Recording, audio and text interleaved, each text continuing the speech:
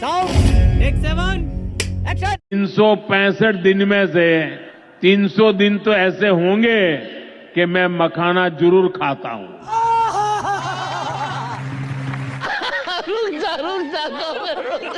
तो भैया सुना, पहले मोदी जी हर दिन केवल 2.5-3 किलो गालियां ही खाते थे, लेकिन बिहार में रैली के बाद ये पता चला कि ये हर दिन मखाना भी खाते हैं।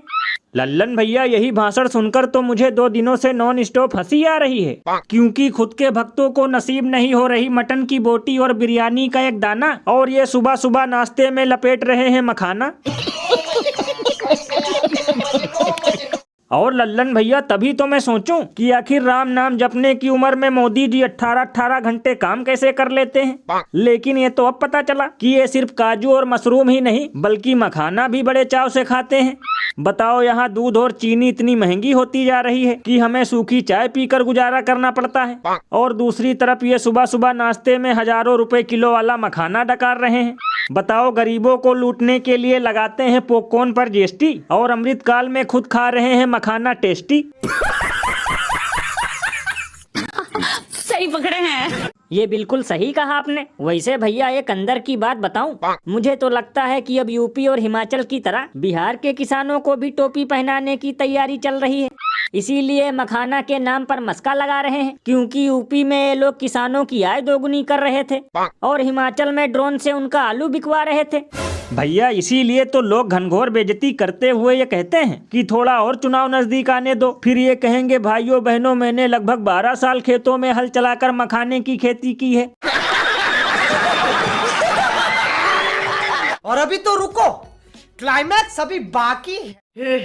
हे प्रभु, हे हरि राम कृष्ण जगन्नाथ प्रेमानंद, ये क्या हुआ? गलाव में पानी आ गया। इतने तेजस्वी लोग हैं हमारे पास। तो भैया देखा, ये दिल्ली की नई सीएम रेखा गुप्ता हैं, जो सदन में चर्चा के दौरान बैठे बैठे नींद फरमा रही हैं।